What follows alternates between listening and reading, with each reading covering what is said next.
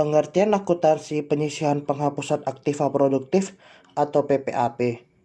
Aktiva produktif atau earning asset adalah penanaman dana bank baik dalam valuta rupiah maupun valuta asing dalam bentuk kredit, surat berharga, penempatan dana antar bank, penyertaan, termasuk komitmen dan kontingensi pada transaksi rekening administratif. Komponen aktiva produktif. Pertama, kredit adalah penyediaan uang atau tagihan berdasarkan persetujuan atau kesepakatan pinjam-meminjam antara bank dengan pihak lain yang mewajibkan pihak peminjam untuk melunasi utangnya setelah jangka waktu tertentu. Kedua, surat berharga adalah surat pengakuan utang, wesel, obligasi, sekuritas kredit, atau derivatifnya, atau kepentingan lain, atau suatu kewajiban dari penerbit. Ketiga, penempatan adalah penanaman dana bank pada bank lainnya berupa giro, call money, deposito berjangka, sertifikat deposito, kredit yang diberikan, dan penempatan lainnya. Keempat, penyertaan. Penanaman dana dalam bentuk saham pada perusahaan yang bergerak di bidang keuangan yang tidak melalui pasar modal, serta dalam bentuk penyertaan modal sementara pada perusahaan debitur untuk mengatasi akibat kegagalan kredit. Metode pengakuan PPAP. Pengakuan penyisihan aktiva produktif dapat didasarkan pada metode langsung atau metode cadangan. Penggunaan metode ini didasarkan praktik yang lazim di bank, bahwa terjadinya kerugian aktiva produktif sering terjadi pada periode berikutnya setelah penempatan aktiva produktif. Padahal, suatu laporan rugi atau laba, bank harus mencerminkan perbandingan antara pendapatan dengan biaya yang harus diakui. Penentuan penyisihan aktiva produktif yang diklasifikasikan. Yang pertama, metode penentuan besar cadangan penyisihan aktiva produktif. Untuk menentukan besarnya cadangan dikenal ada dua pendekatan, yaitu yang pertama pendekatan laba rugi. Dalam pendekatan ini, yang ditentukan terlebih dahulu adalah besarnya penghapusan atau penyisihan aktiva produktif yang akan disajikan dalam laporan laba atau rugi. Sedangkan besarnya cadangan penyisihan ditentukan kemudian. Penentuan besarnya cadangan penghapusan dapat dilakukan secara intuisi atau presentasi tertentu dari baki debit aktiva produktif. Yang kedua, pendekatan neraca.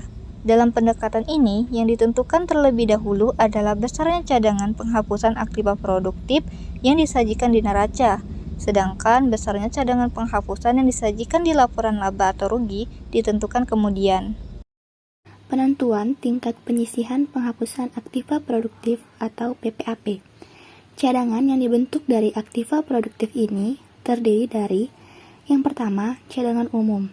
Cadangan umum PPAP ditetapkan sekurang-kurangnya sebesar 1% dari aktiva produktif yang digolongkan lancar, tidak termasuk SBI dan surat utang pemerintah.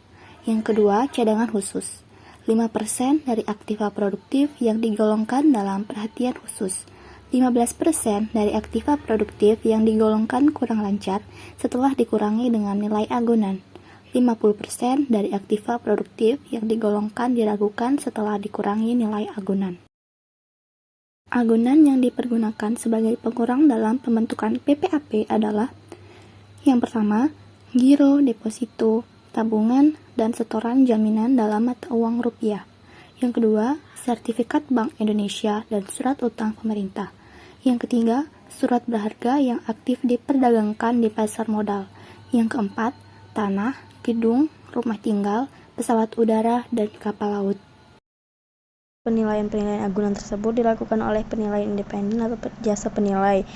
Dalam penilaian dikenal beberapa terminologi, yaitu yang pertama nilai pasar, yang kedua kalkulasi biaya, yang ketiga kapitalisasi pendapatan. 3. Penghapus bukuan kredit macet. Kredit yang telah digolongkan dalam kolektibilitas macet pada waktunya atas pertimbangan tertentu dapat dihapus bukukan. Pengertian penghapus bukukan adalah dikeluarkan dari neraca bank, namun demikian kredit tetap ditagih terus sampai dengan lunas. Nilai pokok kredit atau baki debit dan bunga yang macet dan harus dihapus bukukan selanjutnya dibebankan kepada rekening penyisihan penghapusan kredit. Contoh dari penghapus bukuan kredit macet. Kredit macet atas nama PT ABC sebesar 300 juta dengan tunggakan bunga 30 juta dihapus bukukan. Maka pencatatan transaksinya adalah Penyisihan penghapusan kredit debit 330 juta. Kredit yang diberikan 300 juta di kredit. Pendapatan bunga yang akan diterima 30 juta di kredit. Bila kemudian kredit tersebut dilunasi, maka bank harus membukukan kembali kredit tersebut ke dalam rekening efektif.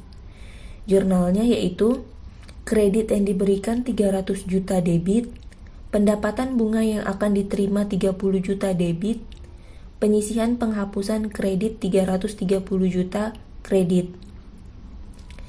Selanjutnya bank mencatat pelunasannya dengan jurnal sebagai berikut. Kas atau giro 330 juta debit, kredit yang diberikan 300 juta kredit, pendapatan bunga yang akan diterima 30 juta kredit. Pencatatan pembentukan aktiva produktif yang lain pada prinsipnya sama dengan pencatatan pada PPAP untuk kredit yang diberikan, yaitu dengan mencatat jurnal pembentukan PPAP. Jurnal untuk pembentukan pada bank lain yaitu biaya penyisihan penempatan pada bank lain, debit, penyisihan penempatan pada bank lain, kredit. Untuk surat berharga, biaya penurunan nilai surat berharga debit, penyisihan penurunan nilai surat berharga kredit. Sedangkan untuk pencatatan PPAP penyertaan, biaya penyisihan penurunan nilai penyertaan debit, penyisihan penurunan nilai penyertaan kredit. Cadangan kerugian penurunan nilai atau yang sering kita sebut CKPN. Semua kegiatan menanamkan dana dalam bentuk aktiva produktif tidak terlepas dari resiko tidak terbayarnya kembali, baik sebagai maupun seluruhnya. Sebagai pengolah dana masyarakat, bank mempunyai tanggung jawab terhadap masyarakat untuk menjaga kepercayaan dengan cara terus memelihara kelangsungan usahanya. Kelangsungan usaha bank termasuk pada kesiapan untuk menghadapi resiko kerugian dari berbagai jenis penanaman dana yang dilakukan oleh bank. Pembentukan cadangan kerugian penurunan nilai atau CKPN. Adapun ketentuan pengukuran cadangan menurut CKPN berdasarkan PAPI atau Pedoman Akuntansi Perbankan Indonesia yang direvisi pada 2008 dibagi menjadi 1.